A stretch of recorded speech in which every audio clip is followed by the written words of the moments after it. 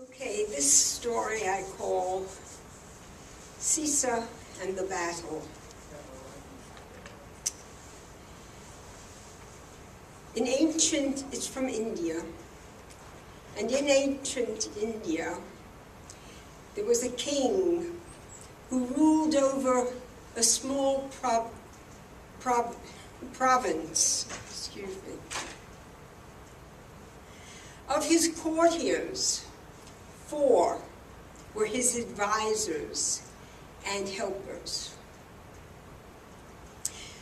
The first was Sissa, S-I-S-S-A, sometimes spelled S-E-S-S-A. Sissa was an old, wise, and kindly man. The king liked Sissa. He befriended him and took him into his confidence. This angered the other 3 of his advisors, and they plotted to have Sissa put out of the court. One day they arranged an audience with the king, and he invited all of his advisors to lunch so they could sit around the table and discuss what was on their minds. The second advisor stood up. "O gracious king, I must report that Sissa does not carry out your orders as you ask him. Just yesterday, he spent an hour and a half talking to some old beggar woman. I guess she wasn't a lady. He sat down, and the third advisor stood up. O great king, when you asked Sissa to collect your taxes, he spent half the afternoon looking for a lost child." And the fourth advisor, "Your Majesty, my informants tell me that when you ordered Sissa to inspect your army, he spent the entire afternoon talking to the townspeople, to the lowest of the low.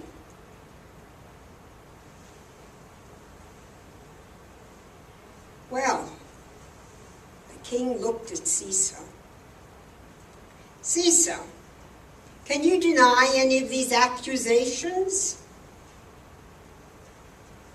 And Sissa said, "No, Your Majesty, I cannot."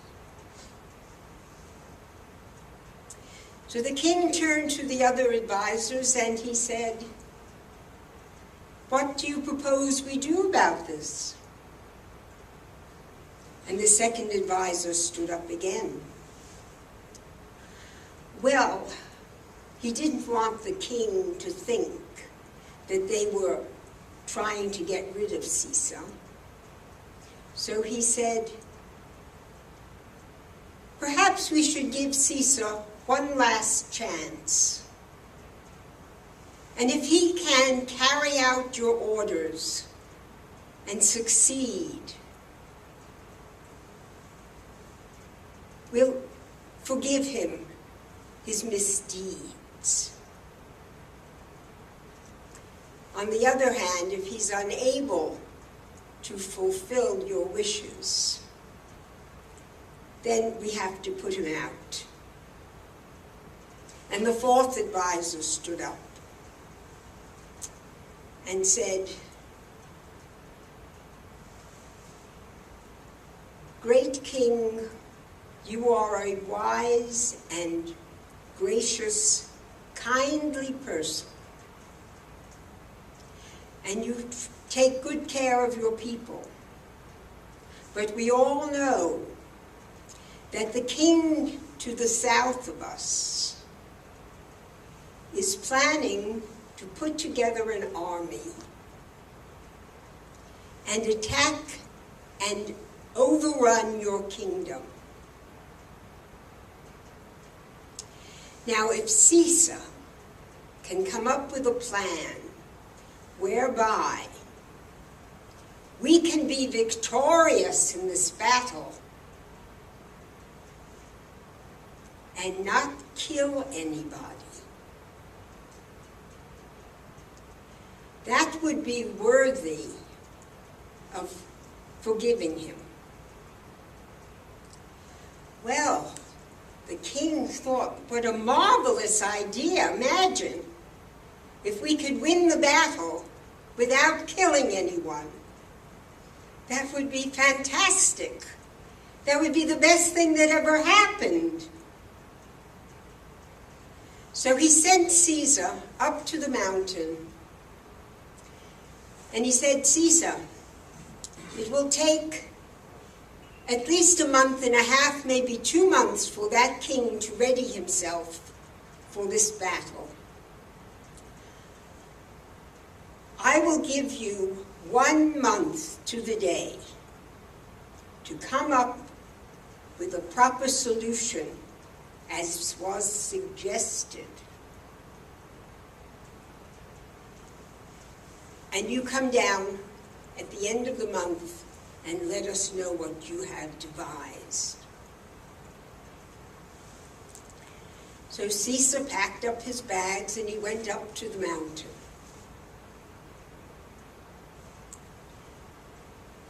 After the first week, the second advisor came to see the king. Oh, gracious king, I must report, Sissa doesn't seem to be working on this project you gave him. He sits under a tree in the shade, and he's carving bits of ivory.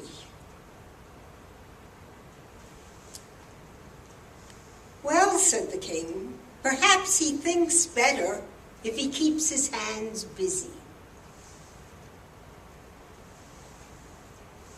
After the second week, the third advisor came to see the king. Your Majesty, I was up to the mountain and saw Sissa sitting under the tree, weaving a mat.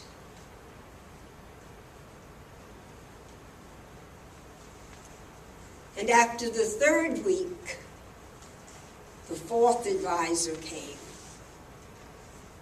Oh, gracious king, my informants tell me that Sissa has been sitting all his days under a tree, and he plays with these little things that he created on this mat that he wove. I think that we should just put him out and get going with our armies. Now the king, he really didn't want to put his friend out. So he said, look, we told him we would give him a month, and I think we should keep it to a month. And if at the end of the month he hasn't come up with something, then we'll have to put him out. Well, 2 days before the end of the month, Sissa came back to the castle. And he brought all of his bags and boxes and things with him. The king invited him in, and Sissa opened the first box.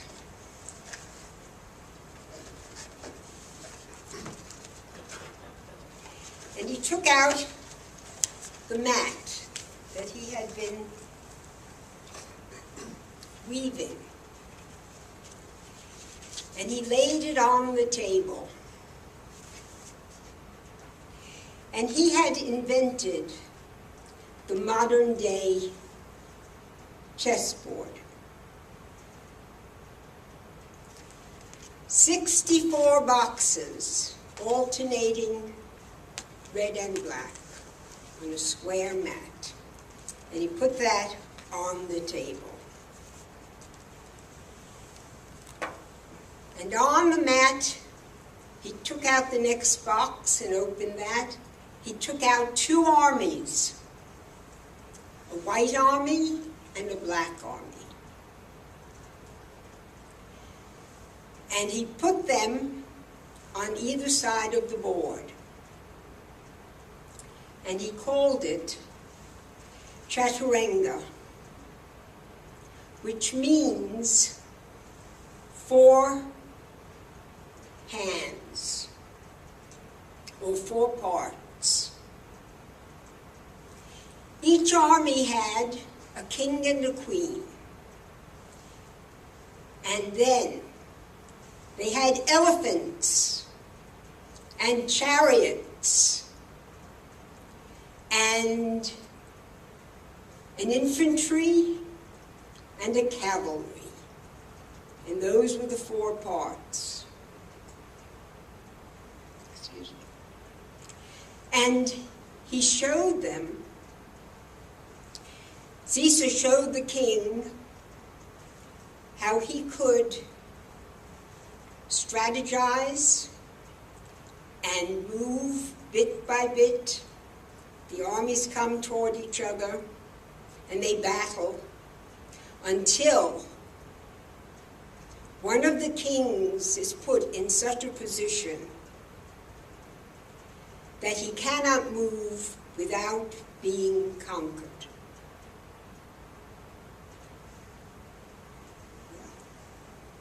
The king thought that was a very intriguing idea, and he wanted to try it. Sissa suggested that he invite the king of the south to come and try it with him. So the king sent his messenger, and the king of the south accepted and came, and the 2 of them sat on opposite sides of the board, and they battled for 2 nights and 3 days. And they came to a draw where neither king could successfully move without being conquered.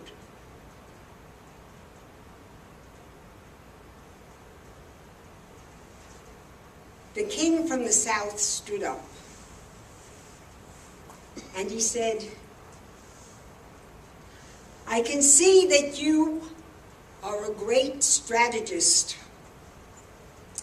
and you are a very powerful warrior. And if I were to attack you with my army,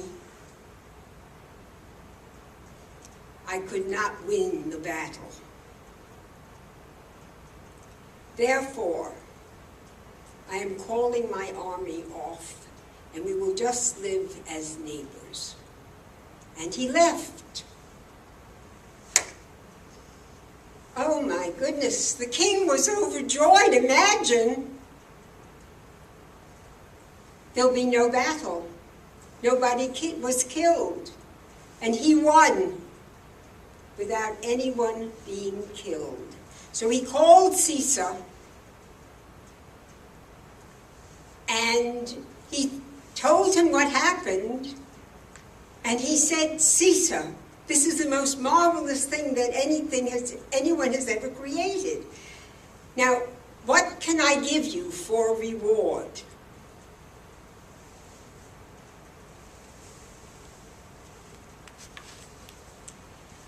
And Sissa said, "Your Highness, I would like 1 piece of rice in the first box, 2 in the second, 4 in the third, 8 in the fifth, and 16 in the sixth, and keep doubling it for each box until the board is covered. Well, the king looked at him. Are you mocking me? You create this remarkable thing and you expect me to give you grains of rice for reward? And Sissa said, yes, Your Majesty, that is what I would like. So the king said, well, all right, if that's what you want, you'll have that. And he called his miller in to bring the rice in bags to put it in for Sissa. And he placed 1 grain of rice in the first and swept it into the bag, and 2 on the next, and so on and so forth. And when he got to the 20th one, he was up to 500,000 grains of rice. They had to bring more and more bags in, and the room was filling up with rice. And the king said, Sissa, how much rice is this going to take? And Sissa said, I don't know how to say the number, but I can show it to you.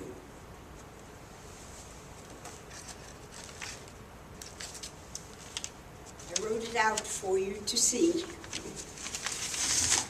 That was it.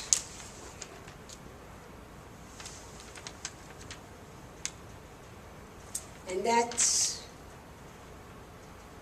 1 chessboard full.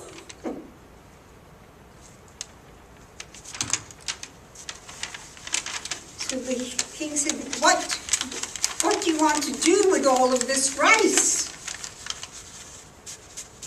And Sissa said, I would appreciate if you would give it out to the poor people of your kingdom.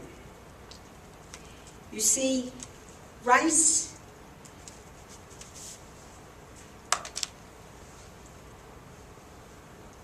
gathers up very quickly, just like small problems. If they're not taken care of, they multiply. And very quickly, they become overbearing, and they can crush the kingdom. Well,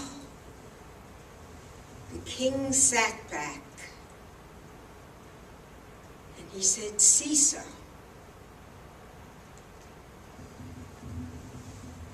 I have misjudged you, and I apologize. I make you my Grand Vizier, and I order you to spend your time talking to the people of my kingdom and listening to their problems and trying to help them. And so it was that Sissa spent the rest of his days talking to the little people of the kingdom and helped them very wisely.